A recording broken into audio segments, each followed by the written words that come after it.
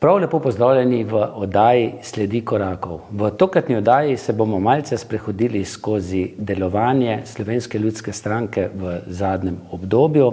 Z nami je njen predsednik Marko Balažič. Živjo. Lepo pozdravljeni. Kaj se je spremenilo od lanskega leta ali pa leta nazaj, ko sva prav tako sedela v studiu in se pogovarjala o vaših začetkih predsednikovanja te stranke? Moram reči marsikaj, gotovo je več zrelosti pri delovanju, ne samo pri meni osebno, bom rekel, takrat sem začenjal to svojo politično pot. Do danes je mogoče že prišel kak ta trenutek resnice, da vidimo, kako stvari stojijo oziroma kako se politika v Sloveniji dela. Lahko rečem, da je kar zaskrbljujoče oziroma po eni strani pozitivno, da ljudje delajo toliko, kolikor delajo za to, da lahko živimo še vseeno v takem standardu, kot živimo. Po drugi strani mogoče nekaj tistega razočaranja, ker je bilo vseeno več idealizma na začetku. Pa potem trčiš ob neke zidove, ob neke interese, ki so mogoče nerazumljivi oziroma nerazumljivi smisla, da se čudiš, kako neke državne institucije teh stvari enostavno ne morejo sankcionirati. Ampak to je to, od tukaj pride ta zrelost, mogoče malo bolj debela koža. Kar se pa stranka tiče, mislim, da je v mnogo boljši formi, kot je bila. Po terenu smo kar precej naredili, mogoče se vsega ne vidi navzven. Tukaj moramo vseeno reči, da je prisotna vendarle neka medijska blokada. Ampak kar me veseli, da je stranka grejena od spodaj navzgor in da so ljudje tisti, ki dajo ta pravi ton in značaj. In te ljudi smo ukrepili, smo vrnili zaupanje, postavili malo bolj jasno to piramido, prenovili od, bom rekel, spletne strani, imeli smo programske konference, imeli smo take zadeve, zdaj se zadeva, bom rekel, formira nekako v to smer, da bomo v najboljši formi, bom rekel, za parlamentarne volitve. Pa na vse zadnje, ste lahko tudi navzven videli, prvi smo najavili nosilce za Evropsko listo, šli smo pogumno v neke bitke in tukaj enostavno mislim, da smo na pravi poti. Pa če se navežem na najzadnji intervju, zrelost danes vam rekel, ker sem bil samo srajec, mogoče malo preskoka. No, pa še eno spremembo sem jaz opazil. Leta nazaj sem vas kar večkrat opazil v medijih, kot komentatorja tudi aktualnega političnega dogajanja. Kar pogosto so vas vabili na različne okrogle mize tudi, ali pa v studije različne. Zdaj vas pa ni toliko, verjetno en tak embargo. Da, drži. Se bom rekel, če nisi mogoče v interesu na enim in drugim, je potem logično, da te nekako nočejo imeti zraven za mizo. In ni skrivnost, ne samo, mislim, da imam sam dober nastop pred kamero oziroma na televiziji, tudi dr. Peter Gregorčič je tak in mislim, da ni naključje, da nas želijo držati stran, ker Bog ve, kaj bi se lahko potem zgodilo, če bi bili preveč na televiziji, bi bili rejtingi lahko hitro predobri. To je pa lahko skrb tako za leve kot za desne.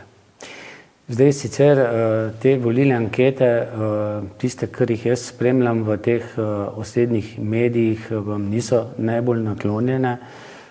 Pred vami so pravzaprav prve, resnejše volitve, evropske volitve.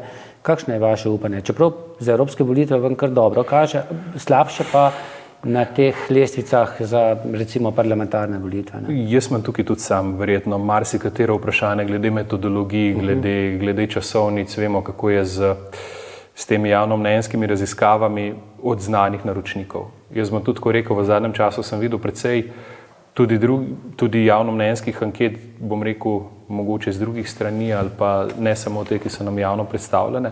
In tam moram reči, da nam kaže pa neverjetno dobro. Ne samo za evropske volitve. Za evropske volitve imamo recimo po eni izmed anket smo odstotek više nad socialnimi demokrati, zelo blizu z Novo Slovenijo. In to, če berem potem neko medijano, ki objavi delo, nekako ne gre skupaj. In veste, tukaj je, verjetno je resnica nekje vmes, ampak tukaj bom rekel, zelo veliko je odvisno od naročnika, zelo veliko je odvisno od interesov, zelo veliko je odvisno tudi od delanja neke kontrole nad tem, kar se v slovenski politiki dogaja. Če je treba stabilizirati Goloba, vsi vemo, da bo Golobu nadmerno pokazalo malo više. Če je treba mobilizirati, bom rekel, predvsem leve volivce, če tako rečemo, bo seveda malo dvignilo desno stran, zato da bodo bolj skupaj stopili. In se pravi, tukaj je teh kombinacij zelo veliko. Jaz se s tem ne obremenjujem. tako kot sem rekel, kažejo zelo različno, nekatere tudi nam zelo dobro, vem pa, da lahko gradim samo na ljudeh. In ljudje so tista trda baza in na koncu dneva so tudi volitve tiste, ki so najboljša javnomnenjska anketa in to je tisto, kar na koncu pokaže, kje dejansko smo. No, evropske volitve se res da bližajo. Vi ste bili prva stranka, ki je nekako ne predstavila celotno listo, ampak nosilca lista Petra Gregorčiča. Je bilo to mogoče celo prekmalu? Jaz mislim, da ne. Jaz mislim, da je bila poteza prava, ravno zaradi tega, ker pogovori do takrat so potekali kar tako malo v valovih, mogoče ne tako resno. Moram reči, da sem vesel, da smo šli v to potezo, ker smo s tem sprožili tudi širše v slovenski politiki nek bolj globok premislek o ne samo o evropskih volitvah, ampak o tem, kaj Evropa pomeni za Slovenijo. Lahko tudi vidimo, malo se upada potem z vsemi temi dogodki, ki smo jim bili priča na vse zadnje, tudi od kmetijskih protestov, od teh politik, ki mogoče prihajajo iz vrha navzdol in za Slovenijo niso tako ugodne. In verjamem, da je tudi ta naša poteza marsikomu omogočila ta bolj poglobljen razmislek. Oziroma, da so ljudje to povezavo naredili, da kako te stvari v življenju potekajo. Kar se pa tiče zdaj pogajanj, bom rekel o evropskih listah, stojim na tem, mi smo bili tudi prvi, če se spomnite, pred najavo dr. Gregorčiča, tudi prvi, ki smo pozvali, bom rekel, vse stranke slovenske pomladi, da stopijo skupaj in formirajo neko skupno listo.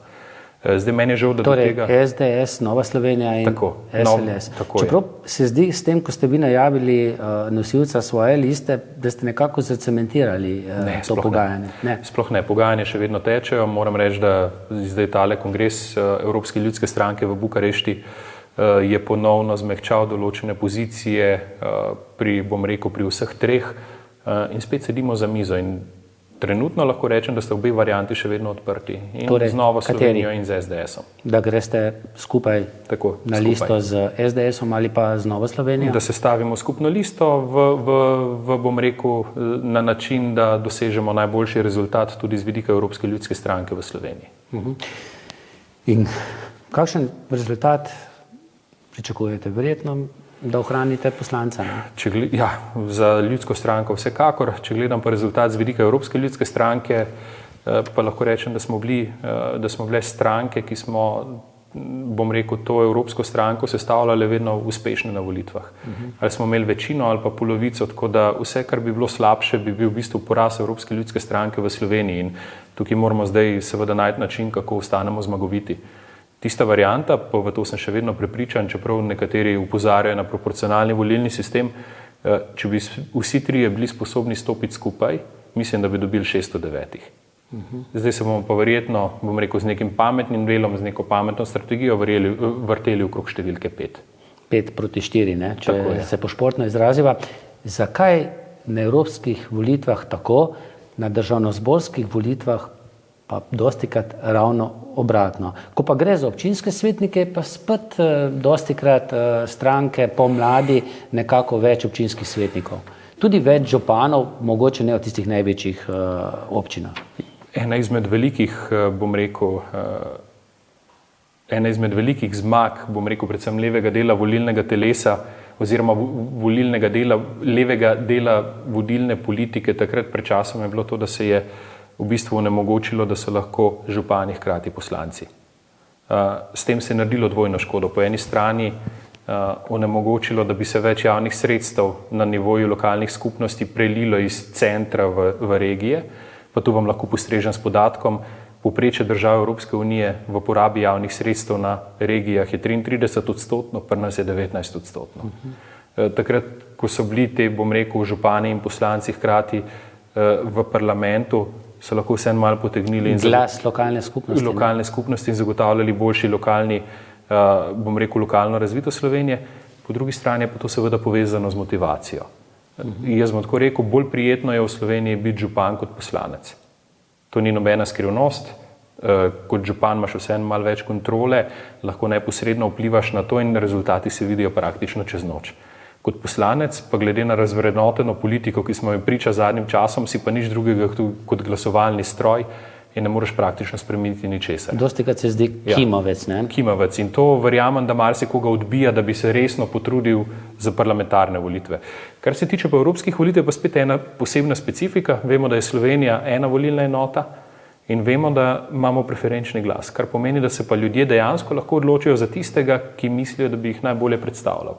In tukaj so pa potem tista močna imena, ki štejejo. A veste, parlamentarne volitve. Na ta način je tudi vaš poslanec Franc Bogovič prišel Tako, na ta način je bil Franc Bogovič dvakrat izvoljen v Evropski parlament in moram ga pohvaliti. Mislim, da je od naših trenutno 8 evropskih poslancev verjetno v samem vrhu oziroma zelo pri vrhu, kar se tiče aktivnosti, pa kar se tiče dobrega, kar je naredil za Slovenijo. Ima pa tudi županske izkušnje, ne? Tudi to ni nepomembno. In tudi izkušnje na državnem področju. Ne? Seveda, tukaj ni naključij, to vemo. Če želimo kaj premakniti, moramo v politiki rasti po nekih stopničkah navzgor. Vse vidimo, kaj je z Golobom. Ne? Če priletiš od zunaj, brez, bom rekel, kakih pravih političnih izkušenj, se ti dogaja to, kar delamo danes. Obljub in neuresničenih stvari. Tega se bova po tem nadaljevanju zagotovo dotaknila. Čeprav ne, potem več o tem niti ni nov obraz, če bova šla malce na njegovo zgodovino. Ampak mogoče par besed še v delu državnega sveta, ki pa se zdi, da je kot nekakšen varuh demokracije pri nas, pa tudi nekakšno ogledalo politike, ki nekako nastavlja politiki preostali, tudi državnemu zboru nekakšno ogledalo, lejte, tole pa ni dobro, pa bi ga zato mogoče tudi del vladajoče ekipe kar nekako ukinili, ne? Ker pa tudi ni dobro. No in mimogrede še to, tudi tam, kar se političnega dela tiče, tistih, ki nekako zastopajo politiko, je pa prednost na pomladni strani. Ne? Seveda je. Jaz sem zelo vesel, da imamo državni svet v obliki, kakršnega imamo. Tudi predsednik mislim, da dela zelo dobro, Marko Lotrič. In tako kot ste sami dejali, je nek odraz, bom rekel, zdrave pameti v tem ponorelem svetu oziroma v ponorelih predlogih, ki je dala vladajoča koalicija. Vseeno je dobro, da se kdaj kako stvar zabremza, da se o kakšni stvari bolj poglobljeno pogovori in da probamo kako stvar tudi spremeniti, če se da. Ni pa stvar samoumevna. Jaz bom rekel, Slovenska ljudska stranka, čeprav pravno formalno poslanskih skupin nimaš, ampak so ljudje, ki so asociirani z nami, bom rekel, so tudi precej pripomogli, da se je ta zdrava pamet manifestirala v državnem svetu. Lahko tudi rečem, če naših zavzetih ljudi tam notri ne bi bilo, to državni svet danes ne bi izgledal tako, kot izgleda in bi imeli potencialno še četrto institucijo, ki bi delala popolne neumnosti.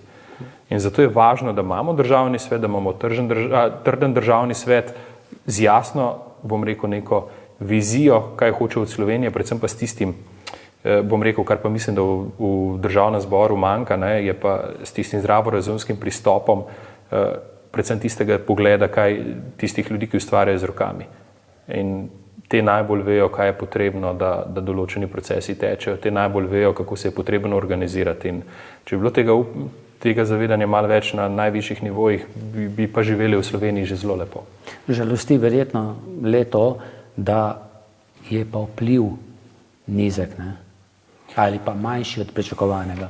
Ampak se pravim, so čevlji, v katere stopajo, bom rekel, vodilni v teh institucijah, po eni strani veliki, ampak po drugi strani pa omogočajo, če dobro delaš, veliko priložnosti. In mislim, da je gospod Lotrič zelo dobro zagrabil, zelo dobro skočil v te izzive, ima že nekaj rezultatov in jaz mu samo želim, da bi delal tako naprej, kot je zastavil.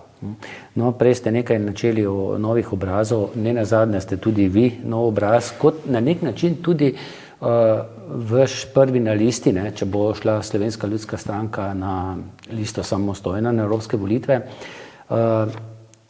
Zdaj, kakšen je vaš pogled na to? Ste novi obraz, ampak stranka je pa ena najstarejših, ki je zgrajena, torej jo niste vi na novo zgradili, je ni nov obraz na novo gradil. Ne, jaz sem jo začel prenavljati. To je res, da je drugače. Mislim, da so določeni temelji vendarle postavljeni dobro, da je pa tisto, kar potrebuje nekaj minimalne osvežitve. Zdaj bi tudi tukaj bi distinkcijo naredil. Jaz sam sebe ne štejem popolnoma za nov obraz. Mogoče navzven, da sem v neki prvi vrsti politike, da, ampak sem pa že aktivni državljan praktično zadnjih 10-15 let. Bil sem tudi udeležen v kakih zgodbah, tudi kakih uspehih, ko smo uspeli kak zakon spremeniti v preteklosti in imam veliko izkušenj z teh, bom rekel, temeljnih procesov.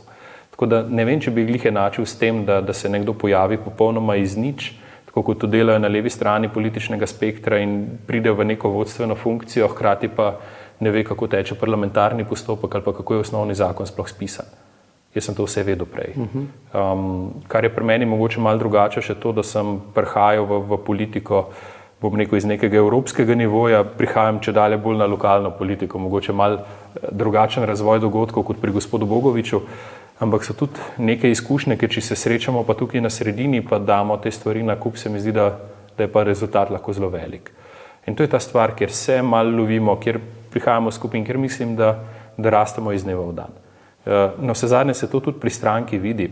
Glejte, navzven vse stvari, okrog katerih se oglašamo, vse peticije, bom rekel, ki jih dajemo, vsi zakonski predlogi, ki jih svetujemo, nekako kažejo na to, da izkušnje imamo, da nismo prišli iz nekje in hočemo samo narediti nekaj, kar se bo fino slišalo oziroma jahati vsak populizem, kako dela to Inštitut 8. marec ali pa kdo drug, ne. Ampak dejansko nas zanima, kako izboljšati kvaliteto življenja in mislim, da to so vse pravi okviri. Tudi Peter, kar ste me vprašali konkretno, tudi on je bil aktivni državljan vrsto let prej. Si upam staviti, da verjetno pozna bolje, kako spisati zakon, kako deluje parlamentarni postopek, kako deluje, bom rekel, ta osnovni ustroj države bolje kot 90% poslancev, ki zdaj sedijo v parlamentu. No, to je pa tisti največji problem, na katerega sem pa želel tudi opozoriti s prejšnjim vprašanjem, pa mogoče nadaljujeva s tem. Delujete v stranki, ki ima kilometrino. Ni nastala čez noč, je že dolgo tu, tako kot SDS, pa mogoče še katera SD, pa potem kasneje se je tudi Nova Slovenija nekako formirala. Ampak potem imamo pa tu vsake volitve, ko se gradi stranka na neki osebi, ali je to na Zoranu Jankoviću, ali na Marjanu Šarcu, Miro Cerarju, pa zdaj Robertu Golobu. In kaj se zgodi v primeru zadnjega aktualnega predsednika vlade?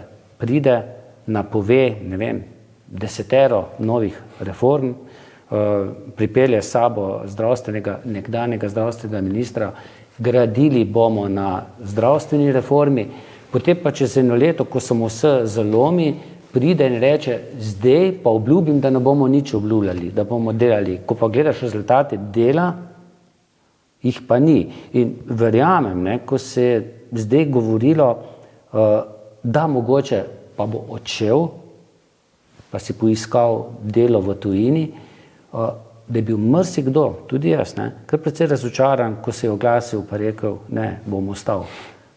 Se mi zdi, da tudi njegovi volivci nekako želijo, da gre, ker tole, kar je zdaj, ne?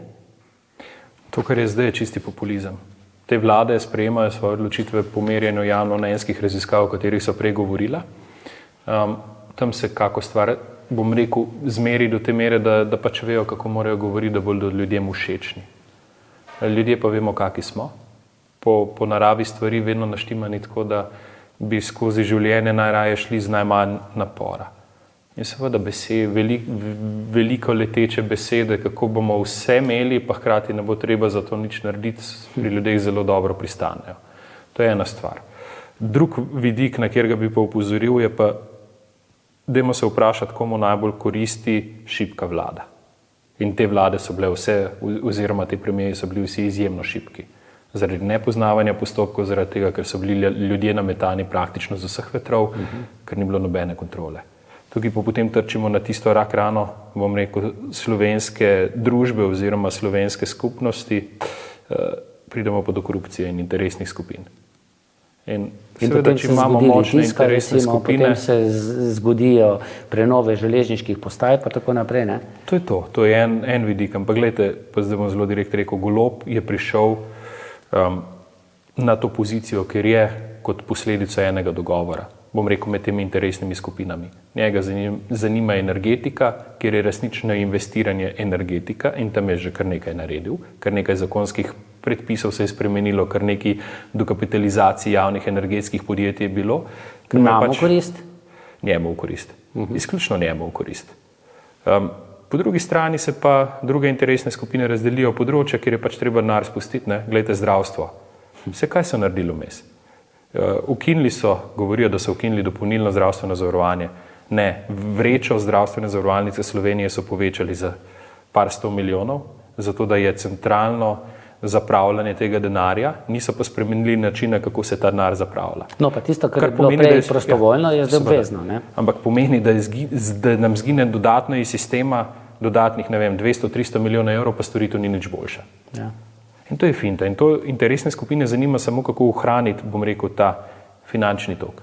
Tudi, gledajte, zdaj je zanimivo. Čeprav se vse stranke strinjajo, da je treba izvesti posvetovalni referendum o drugem bloku jedrske elektrarne, da je treba jedrsko elektrarno zgraditi, se ta odločitev kar nekako pomika v neko prihodnost oziroma se zavlačuje postopke. In ne bo v času evropskih volitev, recimo, ne? Na isti dan. Pa vam zdaj povem, zakaj.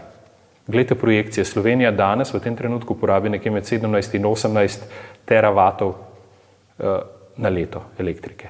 Projekcija leta 2050 je poraba 32-33 teravatov na leto. Če mi ne zgradimo drugega bloka jedrske elektrarne, bomo mogli vsako leto dodatno uvoziti 6 teravatov elektrike na leto. Zdaj pa poglejmo, če si tisti, ki trguje z elektriko, in si predstavljate, pa skočim zdaj na kilovat, če damo 1 cent na kilovat, je to per teravatu, gledajte, tako se učke vrtijo, od milijonov evrov in samo v to smer gremo. In tam so se pač štirje, bom rekel po domače, mandeljci odločili, da to želijo imeti. In bodo to imeli. Če jih ne bomo, seveda, mi, bom rekel, kot neke politične stranke zdravega razuma in ljudje širše pač ustavili in rekli, to je nesprejemljivo, to je denar od vseh nas, dajmo ga upravljati tako, kot ga moramo, naredimo tukaj po eni strani demokratični nadzor, po drugi strani pa dajmo na pranger te ljudi, ki nam kradejo. Vsi veste, kako je Slovenija. Slovenija je čudovita država. 3 majhne prilagoditve je treba narediti, pa bo standard v Sloveniji boljši kot v Švici. In sicer? Dajte, pokojninska reforma ni nikomur v interesu, zdravstvena reforma ni nikomur v interesu, pravna država, pravila ni nikomur v interesu.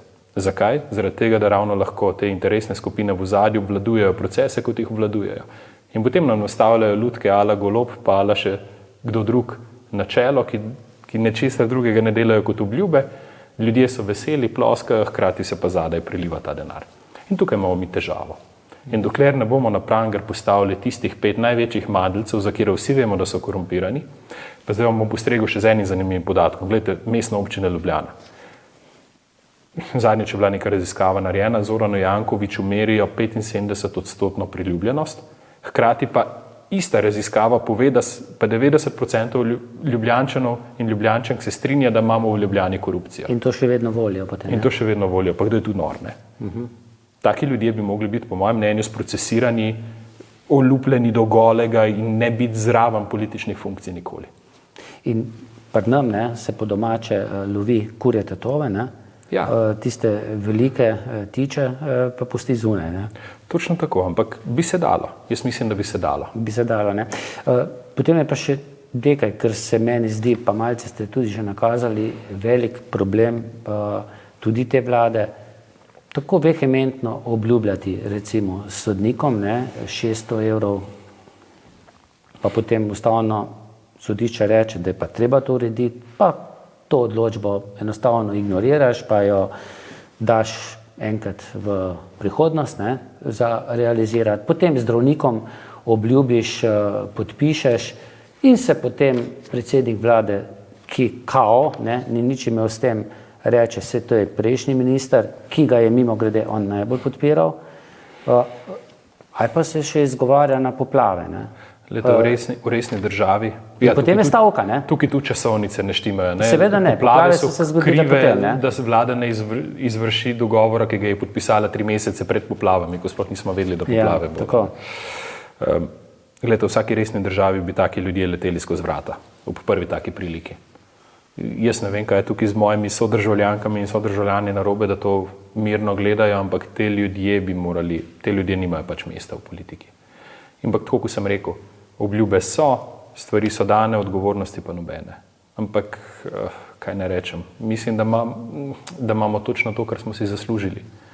In po drugi strani, čeprav se sliši, bom rekel, z vidika našega denarja pa ohranjanja naše države mogoče netrajnostno, jaz bi si želel, da bi ta vlada zdržala do konca mandata, da bi ljudje končno spredvideli, kako nesposobni ljudje so to, kako v bistvu te interesne skupine, ki so za to vlado, kradejo vsakodnevno, zato da bi lahko enkrat za vselej z njimi počistili. In to je to. Samo to nas čaka, drugo ne. Ampak potem so na tako imenovani levi strani, čeprav je težko dejati, da so to levičarji, po svetovnem nazoru, prej kakšni kapitalisti, vedno najdejo neko novo ime. Zdaj v zadnjem času, ves čas se že govori o predsedniku UEFA, gospodu Čeferinu. V zadnjem času se pa veliko govori o Boštjančiču, finančnem ministru. Spet del mafije. Ja. Ne moram lepšega izraza uporabiti. Spomnite se, je kar nekaj zgodb. Poglejte, ki je bil ta minister prej. Zelenko Bratušek sta zaslužna za to, da imamo no-fly zone nad Slovenijo, če se malo pošalim. Govorite o letališču, Uničila sta Adria Airways, letališče je šlo Nemcem, vidimo, da se razvijo neko, bom rekel, bolj trgovsko zadevo kot pa potniško, kar saj za mene ni prava smer.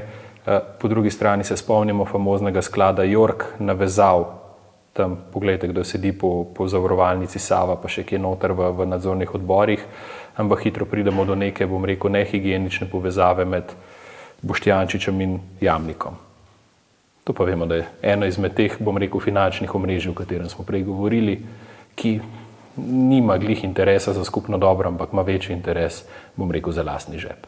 In tega se je treba zavedati. In če bo Boštjančič kot nek gasilec pristal po nekem čudežu na mestu predsednika vlade, bo delal točno to, da bo zagotovil mir tem interesnim skupinam in kupil čas, dokler se ne bo pojavil pač nek spet nov obraz oziroma neka reinkarnacija tega načina dela. Slovenci pa ne vem, kako sem rekel, radi to vidijo, po drugi strani pa se bojim, da niti izbirano zven prave ne začutijo, ker tudi mi, kot smo prej govorili, bom rekel, neki medijski blokadi, tudi ne pridemo v prvo vrsto. In če bi tukaj malo odprli ta prostor oziroma ga naredili bolj demokratičnega, se pravim, bi se to vrenje začelo delati. Medtem, ko nekako tudi pred očmi slovenske javnosti na nek način razpada Gibanje Svoboda, če gledamo zdaj, ne vem koliko ministrov je že šlo iz njihovih vrst, potem tudi notranja trenja v stranki, ki so, pa ne nazadnje tudi nekako razbijanje koalicijske stranke SD s to stavbo na Litijski, ker je bilo evidentno, da želi Golobova Svoboda nekako zmanjšati vpliv SD-ja. Se pa pri tistih ljudeh, ki pa politiko že dolgo spremljamo, mar ni čas za te stare stranke, vključno s SD-jem, da pa mogoče vzamejo vajeti vladanje v svoje roke. Mogoče tukaj bi izpostavil dve stvari. Ena je ta, da celotna slovenska javnost se je ukvarjala s projektom za 8 milijonov evrov, to je bila ta stavba, hkrati so nam pa odobrili projekt, ki je skoraj dvakrat dražji, kot je bil, za 170 milijonov evrov gradnja postaje na Jesenicah. Glejmo, kaj se je zgodilo v Novi Gorici, tudi krat 2 cena, 70 milijonov evrov. Ljubljanska Emonika, ta famozna železniška postaja, in avtobusna, ki nismo mogli zgraditi vrsto let, se zdaj spet gradi.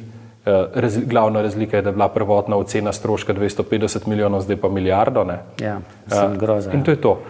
Bi pa še nekaj drugega izpostavil, kar se pa velikokrat zanemarja. Kdaj se je začela krhati Golobova koalicija? Kateri so bili tisti prvi protesti? In tu se vrnem na naše kmete.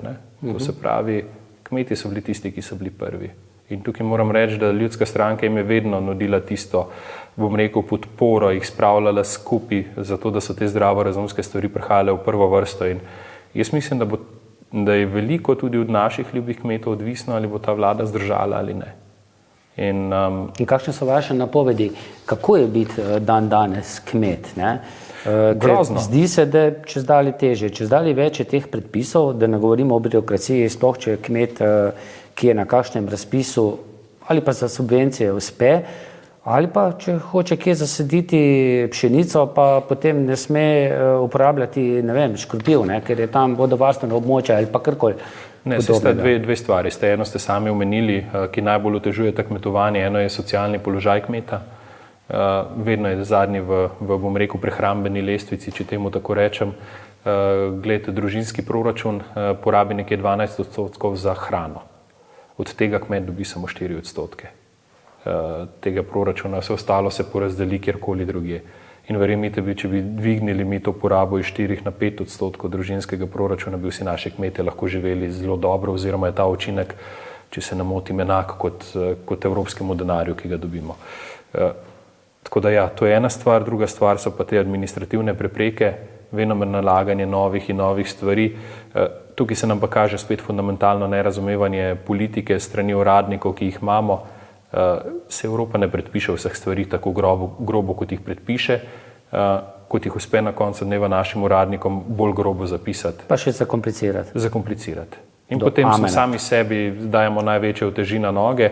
Glejte, tudi na ravni Evrope, ne? Naš Franc Bogovič je dokazal, da se da z nekim pametnim pristopom tudi evropske uredbe ovreči. Recimo ena izmed takih je bila ta zadnja uredba SUR oziroma uredba o pesticidih. In to je uspelo, on je bil glavni pogajalec Evropske ljudske stranke v tem primeru in je obrnil tok. Zdaj si pa predstavljate, če bi pa naša ministrstva oziroma evropske službe naših ministrstv delovale tako, kot morajo, oziroma naša vlada delovala tako, kot mora, si predstavljate, kaj vse bi mi lahko ustavili na Evropskem svetu. Ampak ne, naši zbirajo kljukce, dajo glavo navzdol, samo zato, da nas potrepljajo po ramenih, saj ste super, na koncu pa pozabimo na bom rekel, nacionalne interese oziroma to, kar nas dela močne. In to je potem ta, bom rekel, nek preplet vsega skupaj in ja, danes kmet v Sloveniji je biti zelo, zelo težko. Glejte, tudi zdaj, kar se je razkrilo ob teh kmečkih protestih in to je zgodba, ki pa mene osebno najbolj boli. Ne samo, da so podplačani, ne samo, da jih nihče na trgu ne zavaruje, ampak glejte, to ljudje so vezani na preživetje, na prejem subvencij. Veste, mi smo kmeta naredili odvisnega od subvencij. Namesto, da bi ga polnomočili, postavili na lastne noge. Recimo zdaj poslušam zgodbe, kako so mogli delati reprograme kreditov pri bankah, kako ne morejo preživeti zaradi tega, ker je bil zamik izplačil OMD-ja zamaknen za par mesecev. In tukaj je tista največja rak rana, ki jo imamo in tu ob takih stvarih, ob takih podatkih bi mogli ministrstvu žreti vse rdeči alarmi v glavah za to, da to napačno politiko popravijo ali pa da vrnejo vizijo, kaj mi sploh želimo tukaj početi. Ampak spet pridemo do interesov po zemlji, po drugih stvarih, tako da mogoče tukaj ne bi toliko izgubljal besedo, ampak je kar žalostno. Nutrije pridejo v spredje, potem bi pa vsi mogoče pa kar z največjim veseljem sprijeli uredbo, da se ne smem gojiti govedoreja, recimo. Vse bomo delali. Pri govedoreji spet trčimo do interesov. Zakaj želijo omejevati govedorejo? Pa tukaj pridemo do sintetičnega mesa, pridemo do sintetičnega mleka. Te dve tehnologiji zdaj, čeprav se v njih zelo veliko govori, kako so in sploh in super in čiste in eko, v resnici niso, ampak se v tem trenutku ne splačajo. In kako je najbolje dvigniti, ne vem, pa grem zdaj konkretno na ceno mleka. Vsi vemo, koliko je cena mleka v trgovini, če ga dobiš v akciji, si srečen, da pride z €1 skozi. Sintetično mleko se bo pa splačalo verjetno proizvajati takrat, ko bo cena mleka dvignjena proti €2. In kako bomo do tega prišli? Seveda, če bomo umaknili govedorejo, če bomo zmanjšali govedorejo, se bo seveda cena mleka dvigala. Ja, pa če boš vse manj kmetov, ki so sploh pripravljeni delati, potem bomo postali brez hrane. In to je to. In na koncu bomo dobili pa neko mleko, ki bo označeno kot mleko, čeprav to ni, neko vodo, nadomestek beljakovine pa kvasovko in bomo rekli, zdaj pa živimo vsi zdravo in ne vem kako. Veste, tukaj je neumnost. Tukaj sami sebe tolčemo spet po kolenih, tako kot sem prej rekel. In če ni vizije, če ni jasne usmeritve tudi kmetijske politike, potem postanemo zelo dovzetni do interesov, bom rekel, tistih velikih korporacij. Potem pa koliko toliko izkušena kmetijska ministrica mora oditi, potem pa pride popolna neznanka, ne? To, kar smo prej govorili o novih obrazih. Ne? Mi smo naredili takrat eno luštno provokacijo, smo dali, ko je bila imenovana, smo pred državni zbor pripeljali eno balo slame, pa rekli, slamo smo pripeljali zato, da bo ministrica sploh videla, kako slama zgleda. Ja. In mislim, da smo s tem povedali vse. Ne more nekdo prileteti iz neba na neko odgovorno funkcijo, ki se praktično s tem ni nikoli ukvarjal. To tako ne gre. Če želimo postavljati vizijo, in mislim, da vizijo vsaj od vstopa v Evropsko unijo naprej krvavo potrebujemo, potem je treba tudi dati zraven kompetentne ljudi. Glejte, tudi zdajle vlada naša. Ne? Če bi bila recimo pametna in ne gledala samo na te interese, zdaj lahko beremo, da se Golob pogaja s Francozi, ne, da bi bil rad evropski komisar za energetiko. Ampak veste, ki imamo največ potencijala? Predstavljajte se enega Franca Bogoviča, da ga damo kot evropskega komisarja za kmetijstvo. Ki je kmet, ki ve. Ki je kmet. V katero smer mislite, da bi zavilo evropsko kmetijstvo? Se mi zdi, da je mnogo boljše, kot je zdaj. In jaz bi se v takih stvarih rad pogovarjal o politiki. Pa to, kar je nam dano, ker imamo. Ne? Seveda, te izkušnje imamo, saj smo z tega vendarle zrasli. Kar se nam pa zdaj dogaja, pa če se vrnem na temo kmetijstva, gledajte, še ena težava je slovenskega kmetijstva. Ne? Povprečna kmetija je velika dobrih 6 hektarjev. To pomeni, da smo izjemno razdrobljeni. Imamo pa po drugi strani dobro vodo, pa dobro zemljo. Oziroma kvaliteta zemlje je dobra. In seveda z vidika neke, bom rekel, korporacije, višjih želja, je ta razdrobljenost problem. In zato je treba vse narediti, da bodo te kmetije propadle in se bo pokupilo tisto, kar se pač da, zato da se konsolidira zgodba, zato da bodo ta ozemlja bistveno večja. In to se nam dogaja. Tukaj se ne zatiskati oči. Mi imamo 3, bom rekel, ali pa 4 večje, ki kupujejo to zemljo, ki je uporabna od kmetij, ki propadajo. Zato, da se to konsolidira, na neki točki bo enostavno prišla neka tuja zadeva, velika kupila, cena. In je to. Po drugi strani, kar se nam pa dogaja, pa da zgubljamo na obmejnih področjih nadzor nad našo zemljo. Tam pa tujci zelo izrazito kupujejo. Glejte, se ne bom zdaj rekel, kaj proti perutnini Ptuj, ampak trenutno nam Ukrajinci diktirajo, kaj bomo v okolici Ptuja, ker je tudi ena izmed najbolj rodovitnih zemelj v Sloveniji, gojili. In kako mislite, da se bodo Ukrajinci obnašali? Ja, seveda bodo delali v lastnem interesu, pa v interesu države, ki je zdaj v vojni, ne pa v slovenskem interesu. In tukaj je treba postavljati prava merila, predvsem pa pravo vizijo za to, kar je za nas najboljše. V Slovenski ljudski stranki je bilo, tudi ustanovni člani so bili kmetje, je pa v Slovenski ljudski stranki tudi veliko obrtnikov, malih podjetnikov. In za obe ta področja, ne, lahko rečemo, da so to dobesedno drugorazredni državljani. Ne. Saj tako gledani iz strani vladajoče politike. Ne. To se mora spremeniti. Ne. Jaz bi vam povedal še oziroma postregel z enim podatkom, ki vas bo mogoče presenetil. V tedanjih sklicih oziroma v 3 domih parlamenta, v tistem prvem sklicu, ne, oziroma v 3 različnih skupščinah, je bilo tudi v tedanji kmečki zvezi oziroma ljudski stranki največ doktorjev znanosti. To se mogoče kar malo pozablja, ampak pa niso bili samo agronomi. Bili so zelo raznorodna, zelo široka druščina. In to je tisto, kar je dajalo. Jaz tudi mislim, da napaka ljudske stranke bi bila, da bi se zaprli samo na področje kmetijstva, ampak se je treba odpreti. Ampak najbolj logično je, tako kot ste rekli, na obrtništvo, na podjetništvo, na delavce. In te stvari se stavljati skupaj. Vse to je tisto, kar nas pelje naprej. Jaz tudi zmeri postavljam, ko razmišljam o teh sistemih, bom rekel, družbenih podsistemih, kako morajo funkcionirati, kaj je tista storitev, ki bi jo državljani mogli dobiti za to, kar dejansko plačajo, kako se to ustvarja. Gledajte, eno vrečo imamo, ki jo je treba napolniti. In če te vreče ne bomo polnili učinkovito oziroma polnili, bom rekel, na način, da je lahko več ali pa da je vsaj stalen dotok denarja, pa ne samo preko večjih davkov. Vse bolj razbohotena državna uprava je pa ne polna, je pa prazni. In tukaj zato je podjetništvo pomembno, ravno zaradi tega, ker se je treba vprašati, kje bomo živeli čez 20 let. Glejte, že zdajle, ključni izziv, ki ga imamo pred sabo. Demografske številke so katastrofalne. Nam v naslednjih 30 letih zmanjka 270.000 ljudi. Enostavno zato, ker nismo dovolj pridni zvečer. Ker se premalo otrok rodi. Zdaj imamo lansko leto je bilo rojenih rekordno nizko število otrok v vsej zgodovini Slovenije. To se pravi, po eni strani nam zmanjka ljudi, po drugi strani bohotimo javno upravo, tako kot ste rekli, ki postaja mnogo bolj potratna, država zapravlja mnogo več. Pa ne sodeluje med sabo. Ne? Vsi bi pa hkrati radi živeli isti standard, kot ga imamo, pa še delovna masa, ker smo starajoča družba, bo čedalje več ljudi v penziji, kar tudi terja več denarja in večji pritisk na zdravstveno blagajno, na pokojninsko blagajno in tako naprej. Mene zanima, s čim bomo mi čez 20 let ohranili status, oziroma ohranili blaginjo, kot jo imamo danes. In ta blaginja je zelo pomembna za to, v katero smer gremo. Ker sami smo pa videli, že iz preteklosti smo se naučili, če so ljudje lačni, če ljudje nimajo službe, postanejo izjemno dovzetni do vseh vrst neumnosti, do še večjih populizmov, kot smo jim priča že danes. In to vodi načeloma vedno v konflikte. Moj končni cilj politike mora biti pa ravno blaginja, pa mir. In tukaj se mogoče fundamentalno razlikujemo od tistih, ki jim je mogoče vseeno, do tistih, ki čutimo neko odgovornost.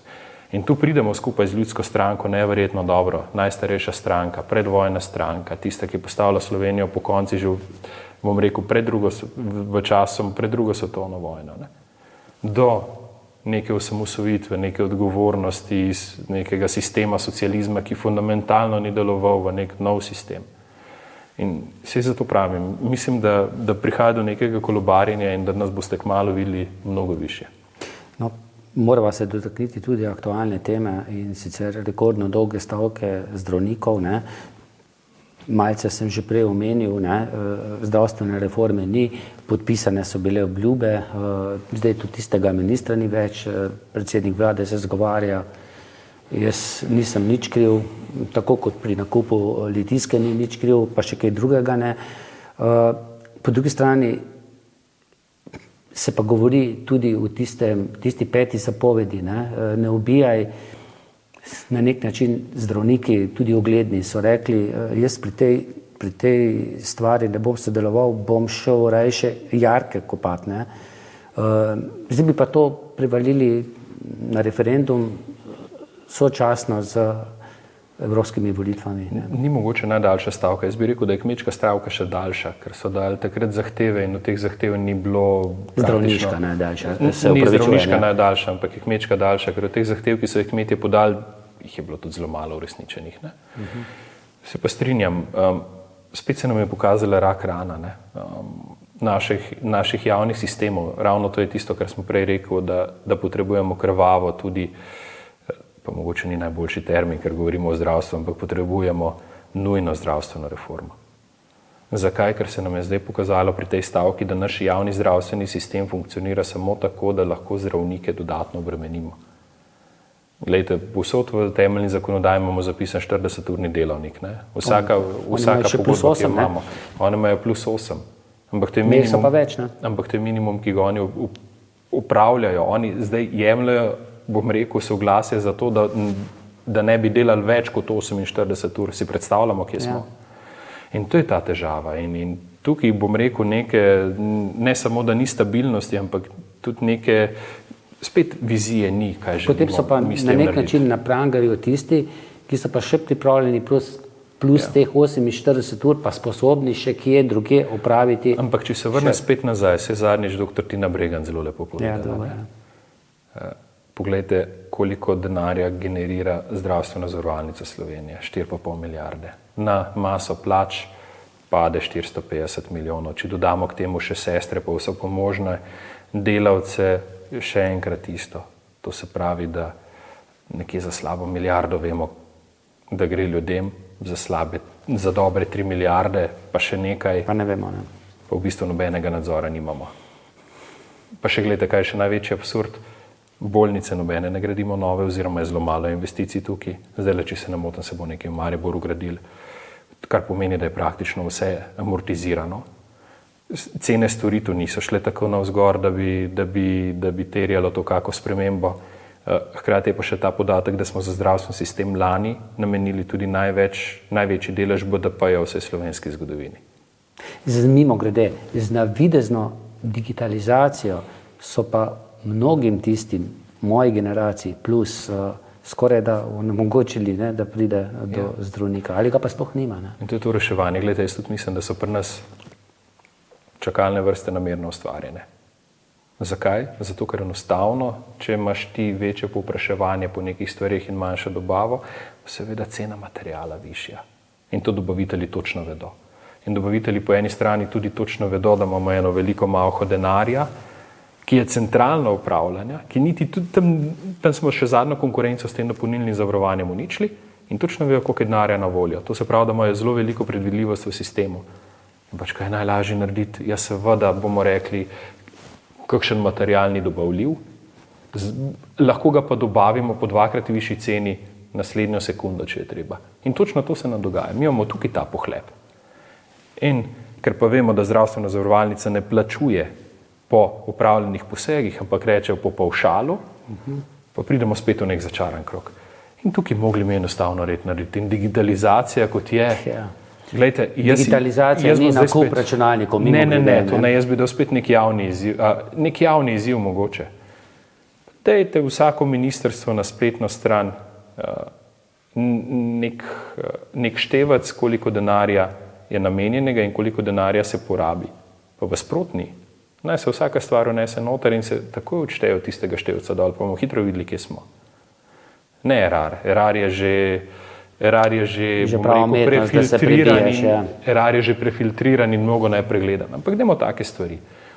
In tukaj bi potem pa hitro videli, da pridemo do teh zgodb, kot smo bili priča takrat pri nakupu žilnih opornic, kjer smo ugotovili, da se iz teh žilnih opornic napaja tudi medijski sistem, recimo Mladina, pa še kdo drug in tako naprej. In tukaj vidimo, da se ta denar lepo kroži in kroži v interesih. Se zakaj pa mislite, da je Dario Južna zdaj od Salamo nakupil 80 medijev? Zakaj? Zato, ker je s tem najlažje imeti kontrolo. Pa to je ta isti Dario Južna, ki ima koncesijo za upravljanje polovico vodotokov v državi, ki niso bili upravljani tako, kot bi mogli biti.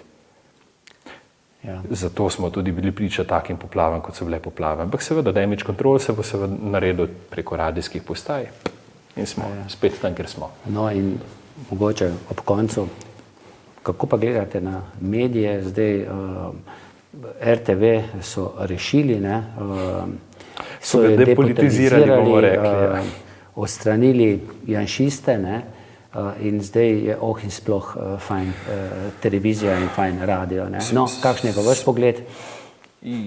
Se to je v šaljivem tonu. Spet bom rekel nekaj nekonvencionalnega, ali pa mogoče, če bi gledal samo politično, pragmatično, teh stvari ne bi smel govoriti, koliko jih bom povedal, ampak jaz mislim, da na RTV je šlo za bitko, bom rekel, plačilnih razredov. Zakaj? Kaj to pomeni? Pač pod neko garnituro so prišli v sistem RTV-ja neki novinarji, ki so zelo hitro napredovali.